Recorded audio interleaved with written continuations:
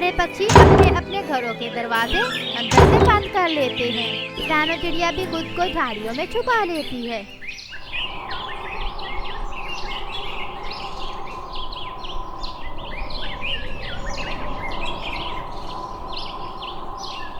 दूर एक पहाड़ी थी। उस पहाड़ी का रंग लाल था, इसलिए उसे लाल पहाड़ी कहते थे। जिसके साथ एक जंगल भी था। तेज गर्मी और बारिश ना होने के कारण वो जंगल अब सूख गया था। उस जंगल में बस थोड़े से ही पेड़ रह गए थे, जो कि काफी बड़े बड़े थे, मगर उन पेड़ों के ऊपर कोई भी फल ना था। छोटे पेड़ तो सभी सूख गए थे। उस जंगल के सभी पक्षी वो जंगल छोड़ चुके थे, सवाए दो चील बहनों के। छोटी, बहुत दिन हो गए कुछ भी खाने को नहीं मिला। अब तो मुझसे ये भूख बर्दाश्त नहीं हो रही। बड़ी, मैं तो कितने दिनों से कह रही हूँ, चलो चले यहाँ से। अब ये जंगल हमारे रहने के काबिल नहीं रहा, किसी और जंगल चलते हैं। हाँ छोटी, तुम ठीक कह रही हो। पहले तो कोई यात्री पक्षी रास्ता भूलकर यहाँ आ जाता था, जिसे खाकर हम अपना पेट भर लेती थी। अब तो कोई पक्षी भूलकर भी इस दिशा में नहीं आता। बड़ी बहन, एक बार मैं सागर वाले जंगल गई थी। वो जंगल गर्मियों के मौसम में भी हरा भरा था, हर तरफ पेड़ों पर फल ही फल थे। छोटी, फिर तो उस जंगल के पक्षी भी बहुत मोटे ताजे होंगे। हाय, उन पक्षियों का मांस भी कितना स्वादिष्ट होगा। छोटी, मेरे तो मुंह से अभी से पानी आ रहा है। चलो चलें उस सागर वाले जंगल। ऐसे वो दोनों चील बहनें उस जंगल से उड़ती हैं और सागर वाले जंगल की तरफ जाती हैं। गोरी कभी की माँ की तबीयत बहुत ज़्यादा ख़राब थी। वो अपना कुछ ज़रूरी सामान जल्दी जल्दी बांधती है और जग्गू को साथ लेकर चिड़िया के घर जाती है। रानो बहन, मेरी माँ की तबीयत बहुत ज़्यादा ख़राब है। मैं अपनी माँ से मिलने जा रही हूँ। गर्मी बहुत ज़्यादा है। जग्गू को आप अपने पास रख लें, मैं शाम तक वापस आ जाऊँगी। गोरी बहन, इसमें चिंता वाली क्या बात है? ये जग्गू का अपना ही घर है, आप बेफिक्र होकर जाएं। गोरी कभी जग्गू को रानो चिड़िया के घर छोड़कर खुद अपने माँ वाले जंगल चली जाती है। गोरी तेज तेज उड़ती हुई जा रही थी। काफी देर उड़ने के बाद गोरी कभी अपनी माँ वाले जंगल पहुँच जाती है। गोरी दरवाजे पर दस्तक देती है। गोरी की माँ दरवाज़ा खोलती है। बाहर गोरी खड़ी थी। गोरी बेटी, आओ आओ। मेरा जग्गू बेटा किधर है? क्या उसे साथ लेकर नहीं आई? फिर गोरी की माँ गोरी को अंदर ले जाती है। नहीं माँ, गर्मी बहुत ज़्यादा है। जग्गू को चिड़िया के पास छोड़कर आई हूँ। कोयल ने बताया मुझे तुम्हारी तबीयत बहुत ज़्यादा ख़राब है। आपने बुलाया तो मैं तुरंत ही आपके पास आ गई। क्या तबीयत खराब है और मैंने तुझे बुलाया है? नहीं नहीं गोरी बेटी, कोयल तो बहुत ही झूठी और शरारती है। उसे तो वैसे भी मजाक करने की आदत है। तुमने उसका कैसे विश्वास कर लिया? चलो अच्छा ही हुआ तुम अपनी माँ को मिलने तो आ गई। क्या कोयल ने मुझसे मजाक किया? मैं छोड़ूंगी नहीं उसे। फिर गोरी की माँ गोरी को लाल शरबत पिलाती है। अभी धूप बहुत ज़्यादा है गोरी बेटी, थोड़ा आराम कर लो। धूप कम हो जाए तो चली जाना। अच्छा माँ, अब मैं चलती हूँ। ज़्यादा देर की तो रास्ते में ही शाम हो जाएगी। अच्छा बेटी ठीक है, ध्यान से जाना। स्कूल से गर्मियों की छुट्टियाँ होते ही जग्गू को मेरे पास भेज देना। फिर गोरी कभी उड़ती है और वापस अपने जंगल की तरफ चली जाती है।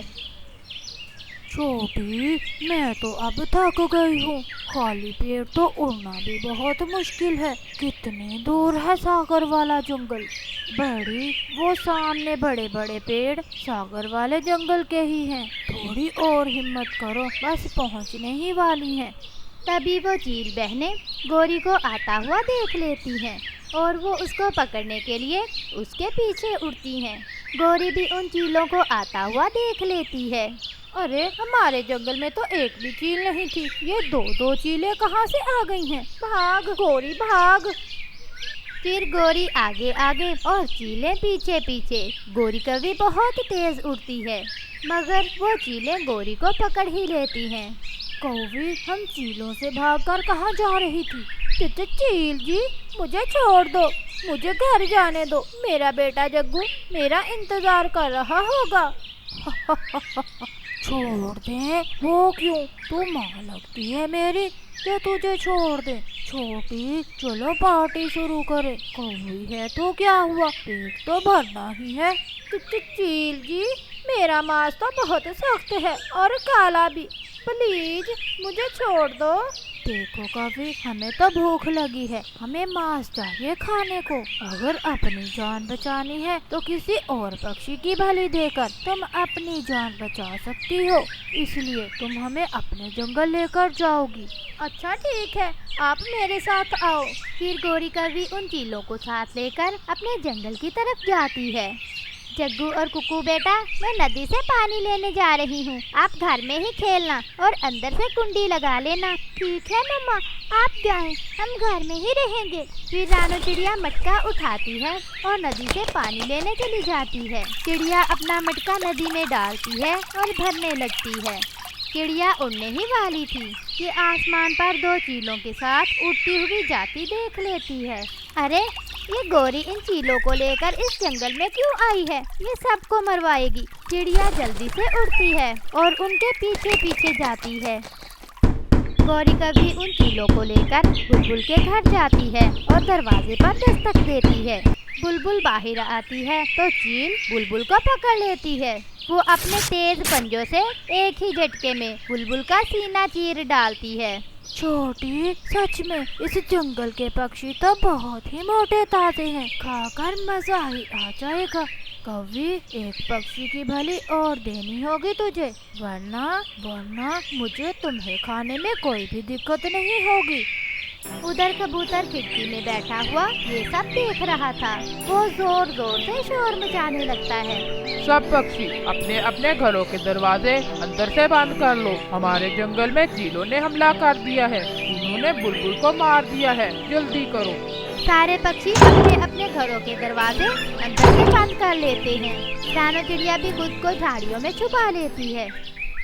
छोटी, ये पक्षी तो बहुत तेज निकले। सभी पक्षियों ने अंदर से दरवाजे बंद कर लिए हैं।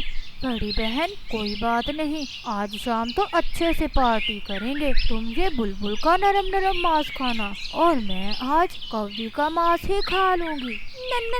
नहीं चील जी, आपने बोला था कि तुम मुझे छोड़ दोगी। मगर वो चील गौरी की कोई बात नहीं सुनती और गौरी कभी को भी मारकर साथ ले जाती है। काफी देर के बाद वो सभी पक्षी अपने अपने घरों से बाहर निकलते हैं। ये सब कुछ गौरी के कारण हुआ है, ना वो उन चीलों को जंगल में लेकर आती और ना ही बुलबुल अपनी जान से जाती। हाँ, इस सब की जिम्मेदार वो गौरी ही है। सारे पक्षी उस गौरी को ही इसका जिम्मेदार समझते हैं। दोस्तों, मेरी बात सुनो। हो सकता है गौरी ने अपनी जान बचाने के लिए ऐसा किया हो।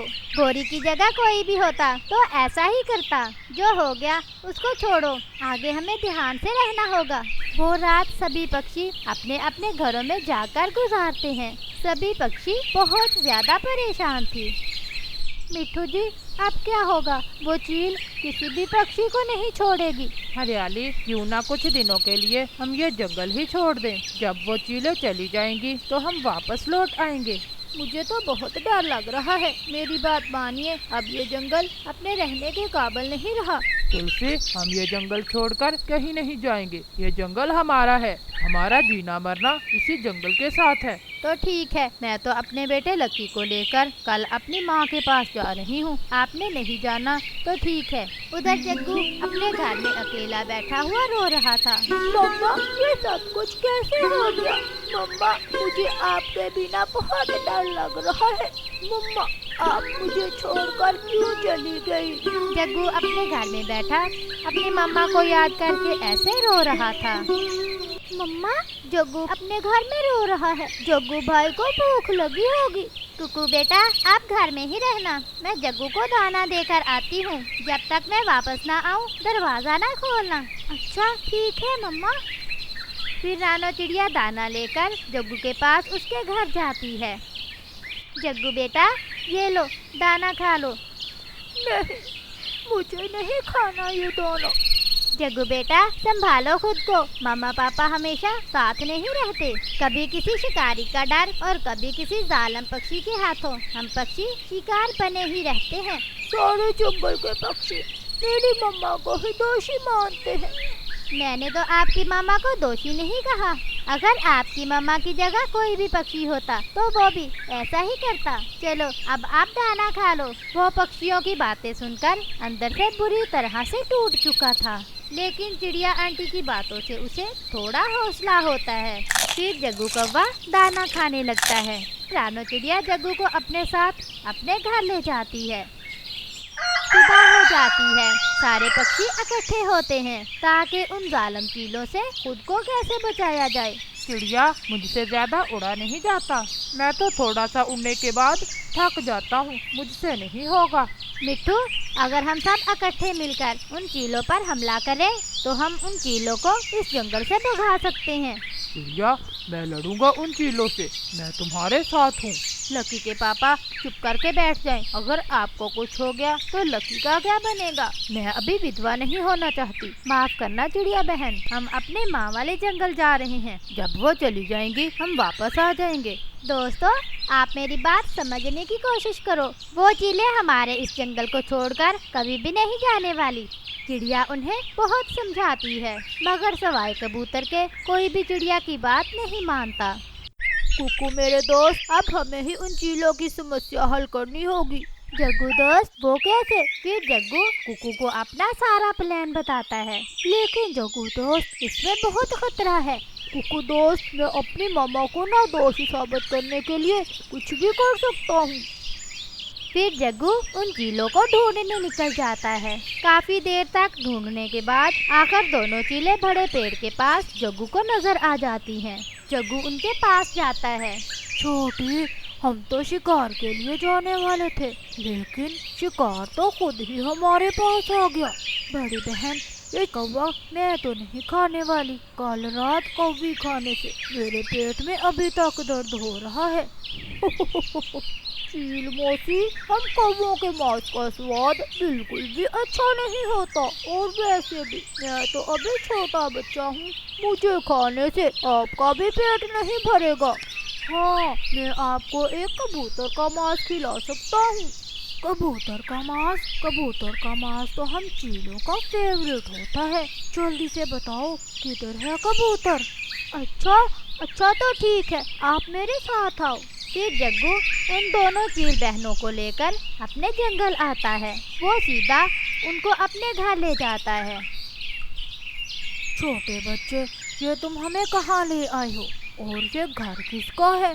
चील मौसी, ये घर मेरा है, आप यहाँ छुप जाएं, मैं अभी कबूतर को बुला कर लाता हूँ। जैसे ही कबूतर अंदर आएगा आप उन्हें पकड़ लेना। अच्छा छोटे कौवे, अब जल्दी से जाओ और कबूतर को बुला कर लाओ, मेरे मुंह से अभी पानी आ रहा है। जग्गू उनको विश्वास दिलाकर बाहर आता है और जल्दी से घर के बाहर से कुंडी लगा देता है। छोटी, मुझे ऐसा क्यों लग रहा है जैसे ये बच्चा हमारे साथ धोखा कर रहा है। कुकू जल्दी से आग लेकर आता है। जग्गू वो आग लेकर घर को लगा देता है। देखते ही देखते सारे घर को आग लग जाती है।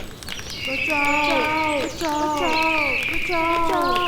वो दोनों जालिम चीलें आग में जलकर मर जाती हैं। घर को जलता देखकर सभी पक्षी वहाँ इकट्ठे हो जाते हैं। कुकू और जग्गू, घर को आग कैसे लग गई? फिर कुकू अपनी मम्मा को सारी बात बताता है कि कैसे जग्गू ने बहादुरी और बुद्धि से उन दोनों चील बहनों को आग में जलाकर मार डाला।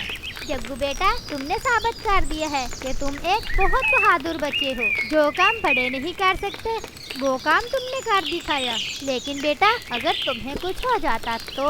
रानो आंटी, सभी पक्षी मेरी मम्मा को दोषी कहते थे और मैं ये सब बर्दाश्त नहीं कर सकता था, इसलिए मैंने फैसला किया मैं उन चीलों को जरूर मारूंगा और अपनी मम्मा को निर्दोष साबित करके ही रहूंगा। फिर वो सभी पक्षी जग्गू से माफी मांगते हैं और उसको धन्यवाद करते हैं। चिड़िया जग्गू को गले से लगा लेती है। आज से मेरे 2 बेटे हैं, कुकू और जग्गू। सारे पक्षी उस जंगल में फिर से हंसी खुशी रहने लगते हैं।